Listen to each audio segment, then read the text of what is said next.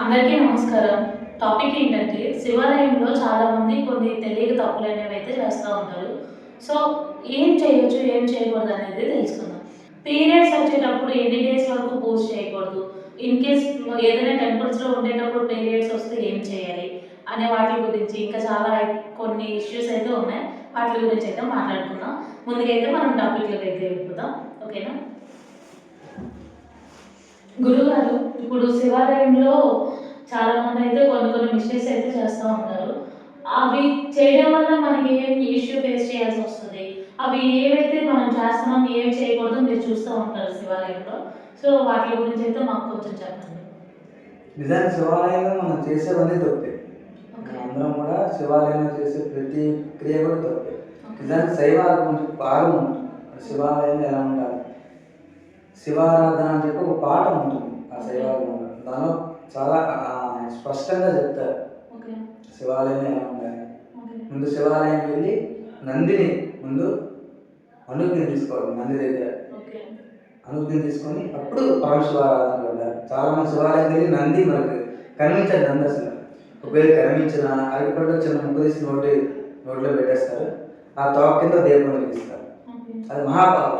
Okay. అప్పుడు మనం చేయాల్సింది ఏంటి? శివారాధనకు మనం వెళ్తున్నామంటే ముందు నందీశ్వరుడు యొక్క అనుజ్ఞ తీసుకోవాలి. ఓకే. సీఎం గారి దగ్గరికి వెళ్తే పిఏ గారి పర్మిషన్ అలా తీసుకుంటాను. ఓకే. ఓకే. ఒక నంది దగ్గర మనం అలాగ పర్మిషన్ తీసుకుని అప్పుడు మాత్రం శివారాధన వెళ్ళాలి. ఓకే. ఏమన్నాడు కదా, నంది దగ్గర ఒక మంత్రం చెప్పాలి. ఓకే.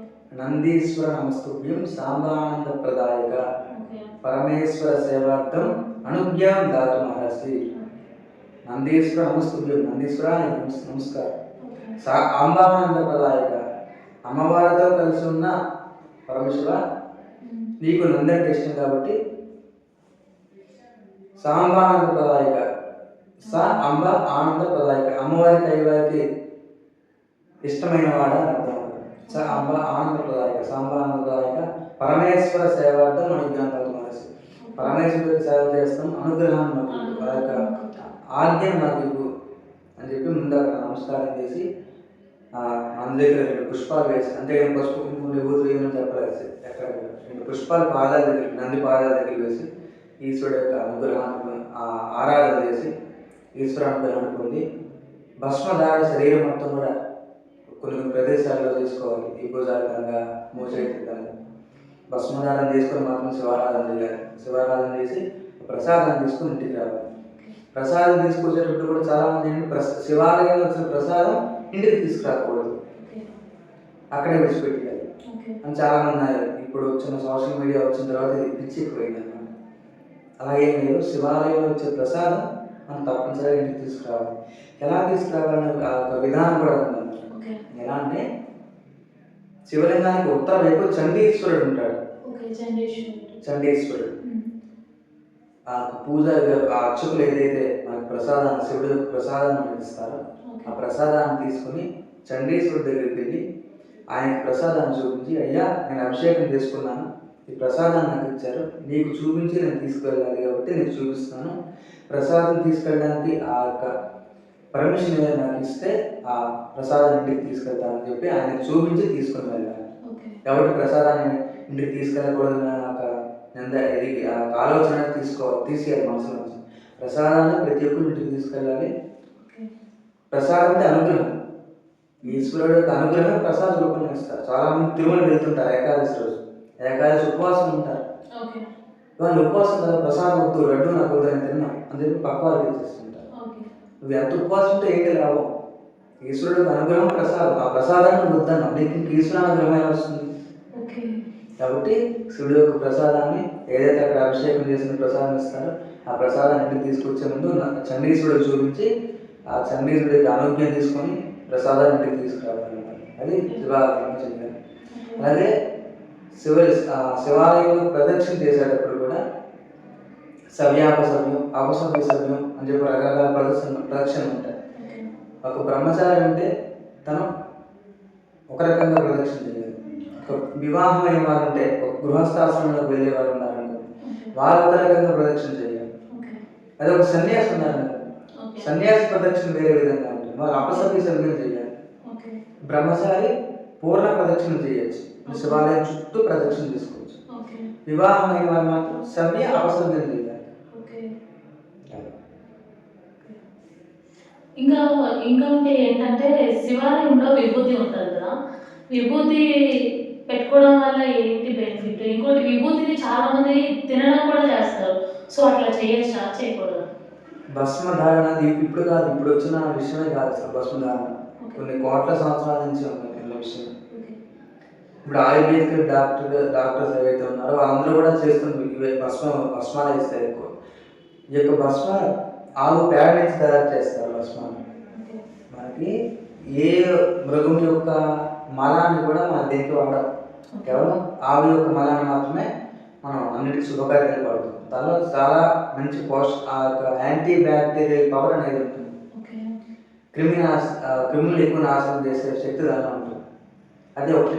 రెండవది, ఆ విభూతి అనేది భస్మధారణ శరీరానికి చేసుకోవడం వల్ల మనలో ఉండే ఆ హీట్ ఏదైతే ఉంటుందో, శరీరం కొంత వేడిని కలిగి ఉంటుంది కదా, దాన్ని కంట్రోల్ చేసే శక్తి విభూతికి ఉంటుంది అనమాట. అందుకు భస్మధారణ చేస్తే ఈ శరీరం అనేది కాన్స్టెంట్, ఏదైతే నీ శరీరం ఎంత ఉష్ణోగ్రత ఉండాలి అదే ఉష్ణోగ్రత ఉంటుంది, తగ్గడం పెరగడం జరగదు.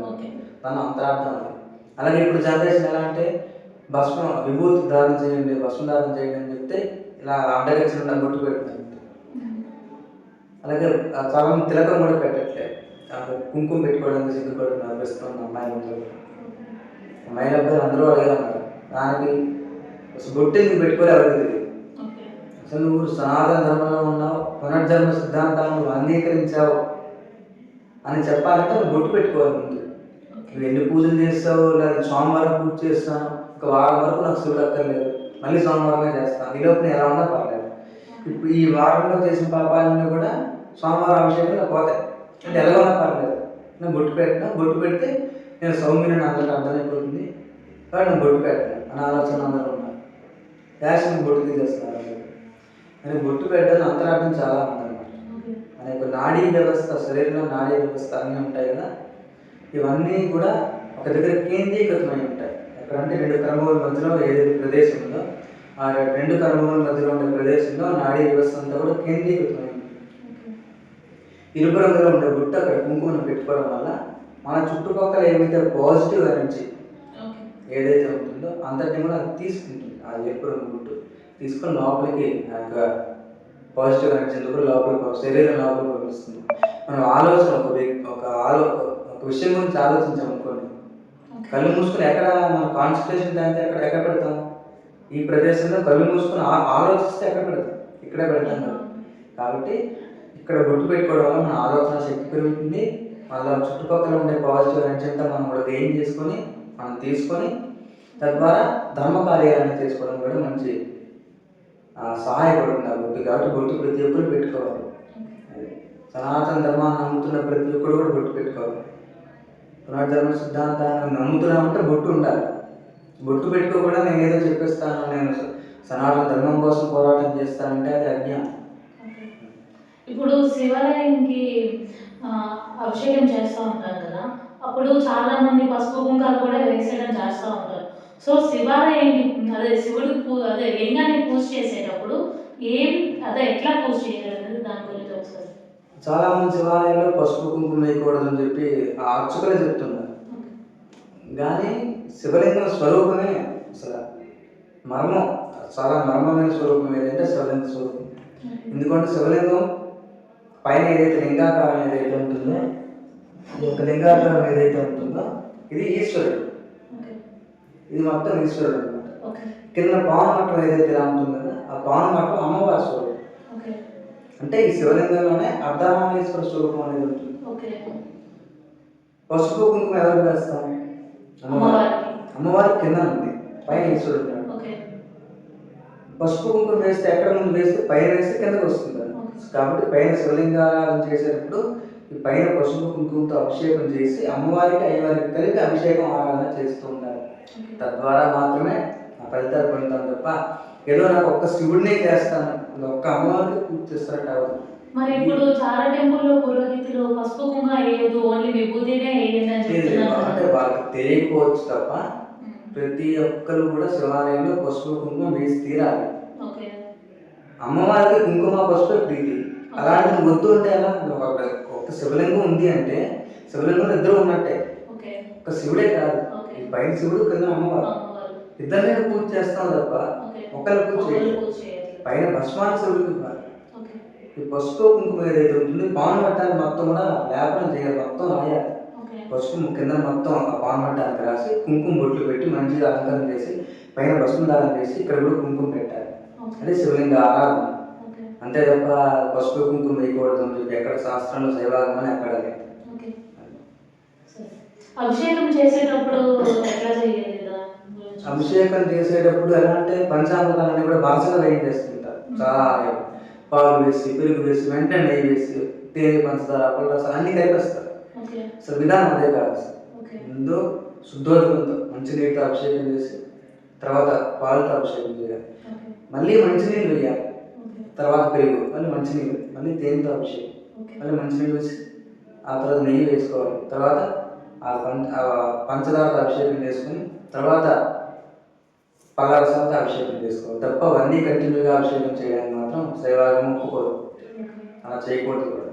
ఓకే. ఓకే. ఇంకోటి మీరు శివాలయంకి వెళ్ళేటప్పుడు ఎలాంటి జాగ్రత్తలు తీసుకోవాలని చెప్తారు?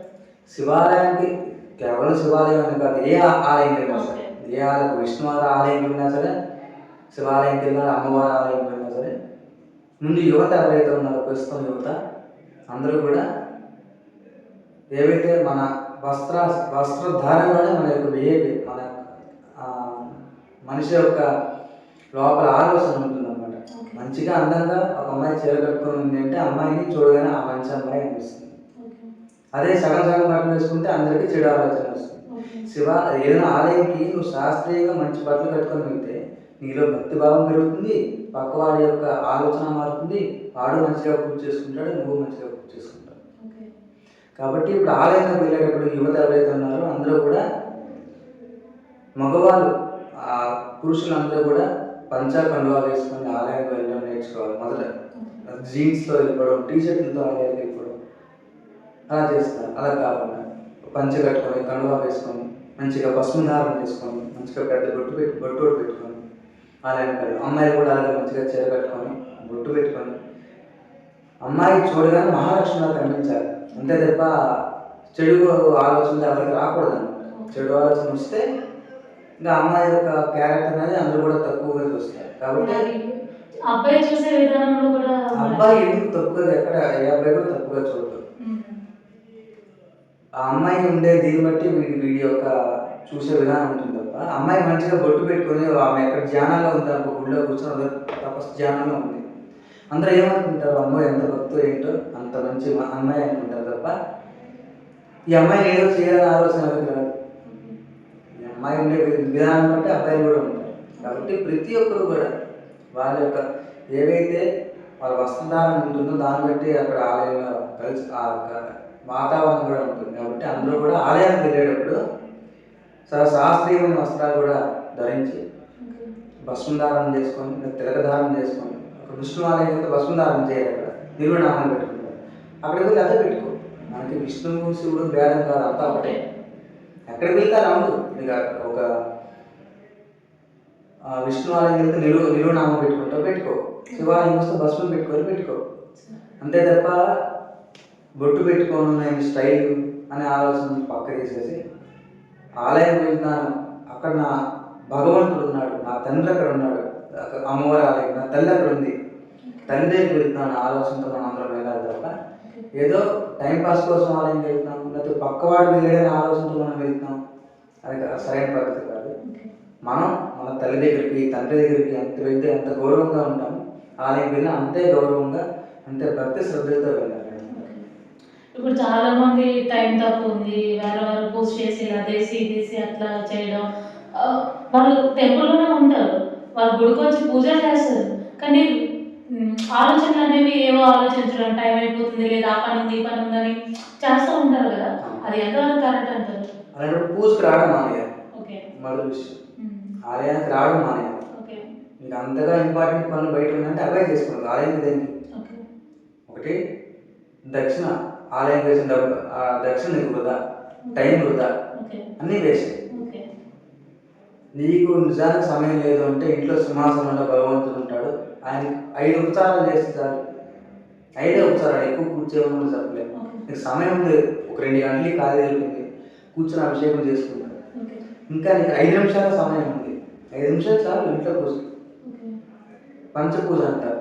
గంధ, పుష్ప, ధూప, దీప, నైవేద్యం. ఓకే. 5 ఉపచారాలు భగవంతుడు చేస్తే చాలు. ఓకే. అమ్మవారికి పంచసంఖ్యోపచారం అని చెప్పి లలితా శాస్త్రంలో చెప్తారు. ఓకే. పంచసంఖ్యోపచారం, 5 సంఖ్యలో ఉపచారాలు చేసిన అమ్మవారి సంతృప్తి అయిపోతుంది. ఓకే. గంధ, పుష్ప, ధూప, దీప, నైవేద్యం. కొంచెం గంధం వేయి అమ్మవారు, పుష్పం ఒకటి, ధూపం, దీపం, నైవేద్యం. ఓకే. ఈ 5 విషయాలు, ఈ 5 పూజలు కూడా ఇంట్లో చేసుకుంటే చాలు. ఓకే. గుడికి వెళ్ళి అక్కడ నువ్వు అంత ఖర్చు పెట్టి అంత పూజా ద్రవ్యాలను కొనుక్కొని అంత డబ్బు వృధా చేసుకొని అక్కడికి వెళ్ళి పూజ సరిగ్గా చేసుకోకపోతే ఎందుకు వృధా. కాబట్టి ఓకే. ఆ ఆలోచనతో వెళ్తే శివాలయానికి ఏ ఆలయం వెళ్ళినా సరే ఆ ఆలోచనతో వెళ్ళడం మానేయాలి. ఓకే. నీకు అంత టైమే లేదు, అంత సమయమే లేదంటే ఆలయం వెళ్ళడం మానేయాలి. లేదు నాకు ఒక గంట సేపు అయినా పర్లేదు, నాకు భగవంతుడు కానీ ఏది ఎక్కువ కాదు నా ఆలోచనతో ఉంటేనే భగవంతుడి దగ్గరికి వెళ్ళాలి తప్ప నాకు బయట పని ఎక్కువ, భగవంతుడు పూజ ఎలా చేసినా పర్లేదు అనుకునే వాళ్ళకి ఈశ్వరానుగ్రహం రాదు, వాడు పూజ చేసినా రాదు. ముందు ఏం చెప్తారు పెద్దలు, ఏం చెప్తారంటే భక్తి, శ్రద్ధ, భావన. భక్తిగా ఉండాలి, శ్రద్ధగా పూజ చేయాలి, భావన ఎదురుగా నా ఈశ్వరుడే కూర్చొని ఉన్నాడు అక్కడ సింహాసనం మీద. ఒక ఈశ్వరాలయం లేదు, శివుడే అక్కడ నా తండ్రి అమ్మవారు కూడా కూర్చొని ఉన్నారు, వాళ్ళకి నేను పూజ చేస్తాను భావన. ఒక విష్ణు ఆలయం ఒక మహావిష్ణువు లక్ష్మీదేవి కూర్చున్నారు, వాళ్ళకే పూజ చేస్తామనే భావనతో ఉండాలి తప్ప ఈ భక్తి, శ్రద్ధ, భావన లేని పూజ చేసినా సరే అది వృధా అన్న. ఇంకోటి ఏంటంటే చాలా మంది టెంపుల్స్కి వెళ్ళేటప్పుడు పీరియడ్స్ వచ్చేయడం, వాళ్ళు డేట్ అప్పుడు కాకపోయినా చాలా మంది ఫేస్ చేస్తూ ఉంటారు. సో దానివల్ల వాళ్ళకి ఏదైనా లాస్ట్ జరగడం కానీ భగవంతుడు ఏదైనా ఏ శిక్ష ఉండదు. అది నిజానికి రజస్వలా దోషం అనేది స్త్రీకి ఇచ్చిన వరం. అంటే రజస్వలా దోషం ఉన్నప్పుడు వాళ్ళకి తెలిసి ఆలయ ప్రవేశం చేయకూడదు, అది మహాపాపం. వాళ్ళకి తెలియకుండా ఒక రజస్వలా దోషం అయినా అది పరమేశ్వరుడు పాపం కింద లెక్క తీసుకోవడం అనమాట. వాళ్ళకి తెలియకుండా జరిగింది, తర్వాత రోజు నుంచి మనం ఇంకా ఆలయ ప్రవేశం చేయరు, వాళ్ళకి జ్ఞానం ఉంటుంది కదా, అదే తప్పు కాదు. ఆలయం ఉంటుండగా రజస్వలా దోషం అయితే మాత్రం తప్పే కాదు, పెద్ద తప్పు విషయం కాదు. అది ఇప్పుడు ఎన్ని డేస్ వరకు పూజ చేయకూడదు? 5 రోజుల వరకు పూజ చేయకూడదు అని చెప్పి శాస్త్రం. అంటే 5వ రోజు స్నానం చేసుకొని, తెల్లవారుజాము స్నానం చేసుకొని తర్వాత మనం ఆరాధన చేసుకోవచ్చు. 5 డేస్ వరకు అయితే చేయకూడదు, తర్వాత మనం పూజ అనేది 5వ రోజు నుంచి చేసుకోవచ్చు. ఓకే. అంటే చాలా మంది 5వ రోజు కూడా వద్దు, 6వ రోజు నుంచి చేయని చెప్తుంటారు. అలాగైనా చేసుకోవచ్చు, కానీ 5వ రోజు కన్నా 6వ రోజు చాలా మంచిది. ఓకే. అది ఒకటి చాలా మందికి ఇష్యూగా ఫేస్ చేస్తారు. 6వ రోజు నుంచి చేసుకోవాలి. అదొకటి. ఇంకోటి ఏంటంటే మన ఇంట్లో చాలా మంది మనం పీస్ఫుల్గా లేకుండా చాలా మంది లేడీస్ బాధపడుతూ ఉంటారు. చిన్న చిన్న వీటికి ఎక్కువగా ఫీల్ అవ్వడం, బాధపడడం, స్ట్రెస్ తీసుకోవడం, డిప్రెషన్లోకి వెళ్ళిపోవడం అట్లా చేస్తారు. సో ఆ టైంలో లేడీస్ ఏం చేయాలి, లేదంటే ఏం ఫీల్ అవ్వాలి, ఎట్లా ఉండాలి, దాని గురించి మొట్టమొదటిసారి అవన్నీ మనకి మెంటల్గా ఉన్న డిప్రెషన్స్ వచ్చిన, ఆ స్ట్రెస్ వచ్చిన ముందు చేయాల్సింది అంటే మెడిటేషన్. ఓకే. ఒక వ్యక్తి మొదటిసారి మెడిటేషన్ చేశాడంటే వాడు ఎక్కువ అరగంట సేపు కూర్చోలేడు, వాడికి అలవాట్లేదు కూర్చో. ఒక 5 నిమిషాలు మెడిటేషన్ నుంచి ఒక వారం రోజులు 5 నిమిషాలు చేసుకుని వారం తర్వాత 10 నిమిషాలు పెంచాలి. అలా రోజుకి కనీసం 45 నిమిషాల నుంచి ఒక గంట సేపు మెడిటేషన్ చేసుకుంటూ ఉంటే నీకు ఈ ప్రాబ్లమ్స్ ఏవైతే ఉన్నాయో అవన్నీ అసలు నీకు అది కనిపించవు. అసలు ఇవన్నీ మనిషి అన్నాక అన్నీ వస్తుంటాయి అనే ఆలోచన ఉంటారు తప్ప ఇవన్నీ పెద్దగా తీసుకోరు. కాబట్టి మెడిటేషన్ అన్నిటికీ ముందు. పూర్వం తపస్సులు చేసే వాళ్ళందరూ కూడా వాళ్ళందరికీ వాళ్ళ ప్రాబ్లమ్స్ లేవా? అందరికీ ప్రాబ్లమ్స్ ఉన్నాయి. కానీ మన ఈశ్వరుడు ఎందుకు చేయకున్నారు, ఎలా చేయకున్నారు అంటే మెడిటేషన్. ఇవన్నీ పక్కన పెట్టేసి, ఈ కష్టాలు, బాధలు అన్నీ పక్కన పెట్టేసి ఈశ్వరుడి మీద కాన్సన్ట్రేషన్ చేసుకుంటూ, ఈశ్వరుడు నామ జపం కూడా చేసుకుంటూ ఆ యొక్క మెడిటేషన్, ఆ యొక్క ధ్యానంలో ఉంటే ఏ ఇబ్బందులు ఉండవు. ఆ వచ్చినా కూడా పోతాయి అన్నమాట. అది ఎలా పోతే మనకు కూడా తెలియదు, అంత సింపుల్గా పోతాయి, కరెంట్ కూడా పోతాయి.